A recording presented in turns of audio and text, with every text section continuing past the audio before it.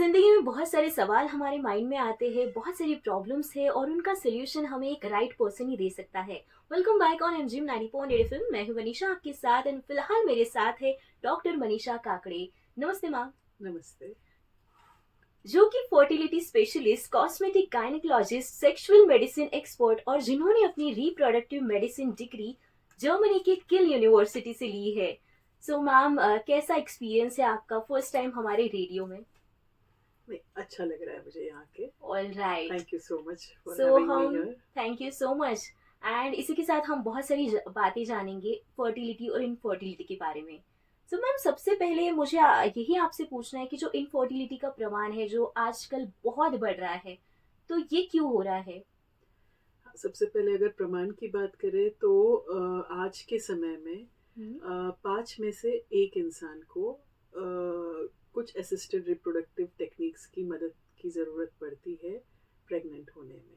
Okay. और ये इसलिए बढ़ रहा है कि जो बदलती जीवन शैली है, हम्म। जिसमें कि हम लोग एक्सरसाइजेस बहुत टाइम देकर नहीं कर पाते हैं। एक्सरसाइजेस करेंगे तो आपको पता है फिट रहेंगे, बॉडी के सभी जो ऑर्गन्स हैं वो भी फिट रहेंगे, है ना, उसका यस। भी जो फंक्शनिंग है वो अच्छा रहेगा। तो ये सब नहीं हो पाता है। फिर नींद, तो नींद भी आजकल बहुत स्लीप डिप्राइव्ड होते हैं लोग। एक तो मोबाइल बहुत ज़्यादा लंबे समय तक सोने के पहले यूज़ होता है, तो स्लीप की क्वालिटी के ऊपर भी बहुत ज़्यादा प्रभाव पड़ता है। एग्जैक्टली।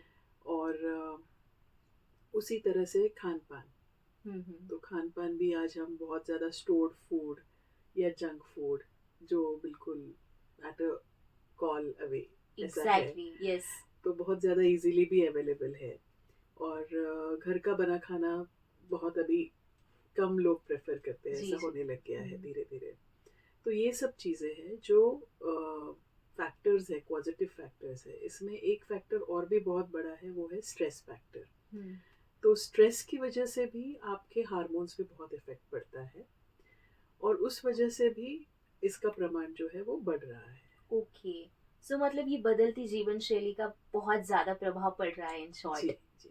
और इसी के साथ मैम, जो इनफर्टिलिटी है, ये कपल कैसे समझेगा कि हो गई है? और अगर समझ में आ भी गया तो इसकी फिर ट्रीटमेंट की जरूरत कब है, ये कब मतलब अप्लीकेबल होगा उनके लिए? हाँ, तो कोई भी कपल जब 1 साल तक बिना किसी गर्भ निरोधक साधन को यूज़ किए, मतलब कॉन्ट्रासेप्टिव्स को यूज़ किए बगैर ट्राई कर रहा होता है प्रेग्नेंट होने के लिए, और प्रेगनेंसी अचीव नहीं हो पा रही होती है, तो समझ लेना चाहिए कि इनफर्टिलिटी है, और उन्हें इन प्रॉपर इन्वेस्टिगेशंस और ट्रीटमेंट की भी ज़रूरत है। Well, that's great. और इसी के साथ साथ इसकी कोई टाइप्स होती है इनफर्टिलिटी की? जी हाँ, इसके 3 बेसिक टाइप्स होते हैं। एक होता है प्राइमरी इनफर्टिलिटी, जिसमें कि प्राथमिक तौर पे ये पेशेंट कभी भी कंसीव नहीं हुई है, पहले कभी प्रेगनेंसी अचीव हुई ही नहीं है। ओके। फिर दूसरा होता है सेकेंडरी, मतलब एक बेबी होने के बाद भी इनफर्टिलिटी हो सकती है, जिसमें कि कपल को डिफ़िकल्टी होती है सेकेंड टाइम प्रेग्नेंट होने में। जी। कभी ऐसे भी हो सकता है कि पूर्व प्रेगनेंसी रह चुकी है लेकिन अबॉर्शंस हो गए हैं और अभी वो कंसीव भी नहीं कर पा रहे हैं, तो ये होता है सेकेंडरी इनफर्टिलिटी। और थर्ड कैटेगरी होती है इसमें अनएक्सप्लेन इनफर्टिलिटी। अनएक्सप्लेन इनफर्टिलिटी हम बोल सकते हैं जिसमें कि सभी इन्वेस्टिगेशंस जो हम कर रहे हैं वो नॉर्मल आ रहे हैं, किंतु कंसीव नहीं हो पा रहा है पेशेंट। ठीक है, तो कॉज ये समझ के चलना चाहिए कि कॉज है ही नहीं, ये नहीं है, कॉज है और वो बेहद माइक्रोस्कोपिक लेवल पर है। ओके। तो ये बहुत ज़्यादा डिफ़िकल्टी होती है, डिफ़िकल्ट कंडीशन होती है ट्रीट करने के लिए, अनएक्सप्लेन्ड इनफर्टिलिटी। ऑलराइट। फिर भी अगर ये कंसीव नहीं हो पा रहा है तो इसकी कॉजेस क्या क्या होंगी? अगर कॉजेज़ के बारे में बात करो तो फीमेल्स में अलग कॉजेज़ होते हैं, मेल्स में भी थोड़े अलग कॉजेज़ होते हैं। सबसे पहले अगर हम बात करें एज फैक्टर की, तो एज बहुत ज़्यादा इम्पॉर्टेंट है, स्पेशली फीमेल्स में, क्योंकि 32 to 34 की एज तक साधारणतः 95% या 95 प्रतिशत जो स्त्री बीज है, एग्स है, वो ख़त्म हो चुके होते हैं। प्लस उनकी क्वालिटी में भी क्रोमोसोमल पैटर्न बदलने की वजह से बहुत ज़्यादा कमी आने लग जाती है, जिसकी वजह से प्रेगनेंसी रहने में भी दिक्कत हो सकती है। प्रेगनेंसी रह भी जाए तो अबॉर्शंस होने के चांसेस, रिस्क ज़्यादा बढ़ जाते हैं। और इस तरह से एज फैक्टर बहुत इम्पॉर्टेंट है। मेल्स में भी 50s के बाद में इश्यूज बढ़ जाते हैं। और फिर है वेट। जैसे अगर ओवर वेट है तो उसके साथ साथ कई मेडिकल डिसऑर्डर्स भी हो सकती है, जैसे डायबिटीज़ है, या फिर कुछ पेशेंट्स में हाइपरटेंशन होता है। और अगर मेडिकल डिसऑर्डर्स की बात कर रहे हैं तो पेशेंट्स में कई बारी थायराइड के इश्यूज भी होते हैं, हार्मोनल प्रॉब्लम्स होते हैं। तो ये सब चीज़ें भी डायरेक्टली कॉज बन सकते हैं। फिर होता है कि फीमेल्स में अगर हम बात करें, इरेगुलर पीरियड्स होने की वजह से ज़्यादातर पीसीओडी के शिकार है आज जनरेशन। उसका भी इंसिडेंस बहुत ज़्यादा है। तो 50% इनफर्टिलिटी के पेशेंट्स में पीसीओडी देखा जाता है। फिर उसी तरह थायराइड इश्यूज है। और फीमेल्स में कभी कभी ओवरीज का ना होना, या फिर ओवेरियन फंक्शन अच्छा ना होना, या फिर एग्स ठीक से तैयार ना होना। तैयार हो भी गए जाते हैं तो कभी कभी फूट कर बाहर नहीं आ पाते हैं, तो उसे एनोवलेटरी साइकिल भी बोलते हैं। वो प्रॉब्लम्स हो सकते हैं। यूट्रस के अंदर कभी एंडोमेट्रियोसिस, एडिनोमायोसिस, या फिर यूट्राइन फाइब्रॉइड, यूट्राइन पॉलिप्स, ये भी इश्यूज हो सकते हैं। और कभी कभी ब्लॉक्ड ट्यूब्स, फेलोपियन ट्यूब्स बहुत ज़्यादा महत्वपूर्ण है, क्योंकि पूरी प्रेगनेंसी जो है वो फेलोपियन ट्यूब्स में ही बनने वाली है, या प्रोसेस होने वाली है। एग फर्टिलाइज होने वाला है वो फेलोपियन ट्यूब्स में। तो कभी कभी ये ट्यूब्स ही ब्लॉक होते हैं, तो वो भी एक बहुत बड़ी समस्या हो जाती है। फिर कभी कभी सेक्सुअल डिसफंक्शन के इश्यूज मेल्स में या फीमेल्स में, मतलब कांटेक्ट ठीक से हो नहीं पा रहा है, या फिर कभी मेल्स में प्री मैच्योर इजैकुलेशन के इश्यूज है, या इरेक्टाइल डिसफंक्शन के इश्यूज है, तो ये भी एक कॉज बन सकते हैं। और अब हम अगर मेल्स में देखेंगे तो कुछ मेल्स में वेरिकोसील के इश्यूज होते हैं। जेनेटिक भी कॉजेज हो सकते हैं, सिस्टिक फाइब्रोसिस है, क्लिनेफेल्टर सिंड्रोम है। या फिर मेल्स में अगर हम बात करते हैं तो हीट एक्सपोजर, जो लैपटॉप गोदी में लेकर काम करते हैं, या फिर टाइट क्लोथिंग्स की वजह से। तो ये सब चीज़ों की वजह से क्या होता है कि स्क्रोटल टेम्परेचर भी रेज होता है, और टेस्टिस को भी वो उसके फंक्शनिंग में भी दिक्कतें पैदा कर सकता है। तो उस वजह से भी इश्यूज आ सकते हैं। फिर स्पर्म की क्वालिटी, क्वांटिटी, ये भी प्रॉब्लम्स हो सकते हैं। उनकी मोर्टेलिटी में भी इश्यूज आ सकते हैं। फिर ठीक उसी तरह से कि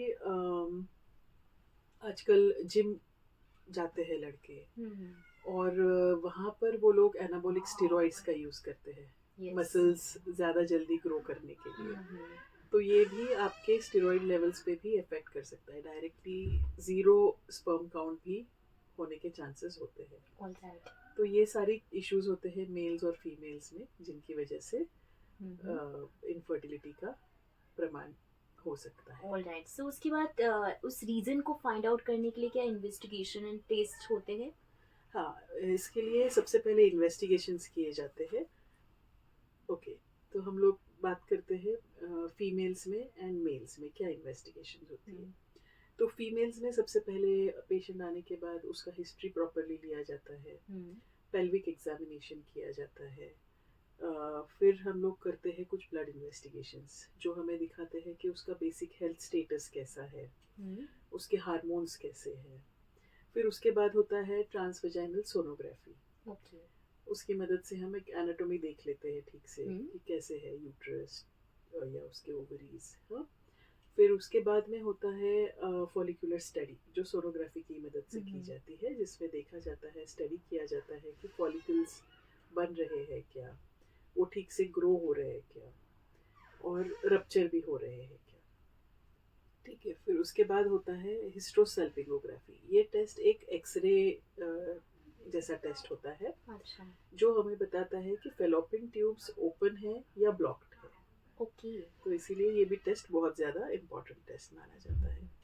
फिर यदि अगर कॉजेज इन सब चीज़ों से नहीं मिलती है तो हम लोग प्रेफर करते हैं हिस्ट्रोस्कोपी एंड लेप्रोस्कोपी, जो एक एंडोस्कोपिक प्रोसीजर्स होती है, जिसमें डायरेक्टली हम लोग स्कोप की मदद से यूट्रस के अंदर का हिस्सा और बाहर का हिस्सा देख सकते हैं, और वहाँ पे भी अगर कुछ कॉजेज हमको दिखाई देते हैं तो हम लोग डायरेक्टली वहाँ पर ही ऑपरेटिव प्रोसीजर में कन्वर्ट करके उसको ट्रीट करके ठीक कर सकते हैं।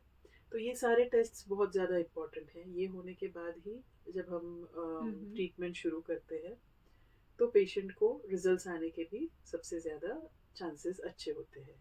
अभी मेल्स में अगर हम टेस्ट की बात करें तो मेल्स में भी पहले तो हिस्ट्री बहुत इम्पॉर्टेंट है। एडिक्शन कई बार देखा जाता है, मेल्स में हो या फीमेल्स में भी होता है आजकल, तो वो एडिक्शन का भी हिस्ट्री लिया जाता है प्रॉपरली। फिर ब्लड टेस्ट बेसिक लेवल पे मेल्स में भी करने पड़ते हैं। ये ब्लड टेस्ट होने के बाद में हमें पता लगता है कि बेसिक उसका हेल्थ स्टेटस कैसा है, कुछ डायबिटीज़ है, थायराइड है, ये सब चीज़ें, फिर उनको भी ट्रीट करना होता है। फिर सीमेन एनालिसिस एक बहुत ज़्यादा इम्पॉर्टेंट पार्ट है। सीमेन एनालिसिस में भी हमें देखना होता है कि स्पर्म्स की काउंट क्या है, उसकी मोटेलिटी कैसी है, और प्लस उसका जो मॉर्फोलॉजी है, मतलब उसकी घड़न कैसी है। ये 3 चीज़ें बहुत इंपॉर्टेंट होती है, तो वो भी उसमें क्लियर हो जाती है। तो उससे भी रिलेटेड होता है कि हमें इस पेशेंट को क्या ट्रीटमेंट देने की ज़रूरत होती है, ये हमें समझ में आता है, ज़्यादा क्लियरिटी मिलती है। तो इस तरह से ये सारे टेस्ट मेल्स में होते हैं और फीमेल्स में होते हैं। ग्रेट। और इसके फिर ट्रीटमेंट ऑप्शंस क्या है हमारे पास? तो ट्रीटमेंट ऑप्शंस ऐसे होता है कि अगर एज बहुत कम है तो टाइम्ड इंटरकोर्स, मतलब उन्हें सिर्फ गाइड किया जाता है कि सेफ पीरियड कौन सा है, क्या है, और उसके अनुसार उन्हें कांटेक्ट कौन से दिनों में रखना चाहिए। फिर आगे जाए तो अगर कुछ प्रॉब्लम समझ में आती है तो उस तरह से हम लोग कुछ मेडिसिन फीमेल को देते हैं, उसके साथ साथ फॉलिकुलर स्टडी करते हैं, और कभी टाइम्ड इंटरकोर्स की सलाह दे सकते हैं, या फिर कभी आईयूआई की सलाह दे सकते हैं। तो आईयूआई मतलब इंट्रायूट्राइन इंसेमिनेशन होता है, जिसमें कि मेल के स्पर्म्स बाहर प्रोसेस करके एंड्रोलॉजी लैब में वॉश करके फीमेल के यूट्रस में डायरेक्टली एक कैथेटर की मदद से छोड़ दिए जाते हैं। बाकी प्रोसेस नेचुरल कंसेप्शन जैसे ही होती है, फर्टिलाइजेशन की, प्रेगनेंसी की। और अगर इन सब चीज़ों से नहीं फ़ायदा हो रहा है तो फिर हम लोग प्रेफर करते हैं कि कुछ और एडवांस्ड प्रोसीजर्स में, जैसे कि आईवीएफ हो गया या इक्सी प्रोसीजर हो गया, उसमें जाकर प्रेगनेंसी सक्सेसफुल कर पाए। ये तो प्रॉब्लम के सॉल्यूशंस तक हम पहुंच गए, लेकिन इसके बावजूद मैं ये सवाल पूछना चाहूंगी कि ये प्रॉब्लम हो ना, इसके लिए आप बीइंग अ डॉक्टर क्या टिप्स दोगे? जी, prevention is always better than cure, ये तो Exactly. मैं भी बिलीव करती हूँ। तो इसमें हम लोग सलाह देंगे कि जैसे मोबाइल का यूज़ सबसे पहले थोड़ा सा लिमिट कर दो, और रात में सोते समय मोबाइल का यूज़ ना करें, क्योंकि उसमें जो ब्लू लाइट होती है वो ज़्यादा हमारे हार्मोन्स को सप्रेस करने के लिए कारणीभूत होती है। फिर सबसे इम्पॉर्टेंट है कि हमारा फूड, मोस्टली प्रोसेस्ड फूड, बहुत ज़्यादा टाइम तक स्टोर पैकेज्ड फूड होता है, वो ना यूज़ करें। उसमें जो प्रिजर्वेटिव्स होते हैं वो भी हार्मफुल होते हैं। और हो सके उतना घर का फूड प्रेफर करें, और फूड का भी टाइमिंग थोड़ा संभाल के यूज संभाले। फिर उसके बाद में जो है एक्सरसाइज। तो बेसिक अगर हम लोग ज़्यादा जिम वगैरह जा नहीं सकते हैं, टाइम नहीं है, या फाइनेंशियल कुछ भी इश्यूज होंगे, तो भी एक walk at least 20 minutes every day कर सकते हैं। योगा है, अभी तो योगा इज़ वेरी गुड। तो इस तरह से योगा या फिर वॉक या whatever exercise you are preferring is best. तो ये हम लोग कर सकते हैं। And the thing is stress level को मेंटेन करने के लिए भी हमें स्ट्रेस मैनेजमेंट के ऊपर ध्यान देना चाहिए। उसमें भी योगा बहुत ज़्यादा यूज़फुल है। आज मेडिटेशन की हेल्प से भी बहुत ज़्यादा स्ट्रेस लेवल्स को हैंडल किया जा सकता है। तो इस तरह से ये सब चीज़ें अगर आप करेंगे लाइफस्टाइल में, प्लस अगर हम जो कंसेप्शन का एज है उस पर भी ध्यान देंगे, क्योंकि अभी लेट मैरिजेस हम लोग देखते हैं जी। तो उसकी वजह से भी डायरेक्टली ये सब इश्यूज होते हैं। तो अगर मैरिज लेट भी हुई है तो प्रायोरिटी पे पहले कंसेप्शन की तरफ ध्यान दें, क्योंकि जितना हम डिले करेंगे कि सेटलमेंट हो जाए फिर कंसीव होएंगे ये सब चीज़ें, उतना ही कभी कभी डिफिकल्ट भी होने लग जाता है. That's great, ma'am. Thank you so much for your valuable advices.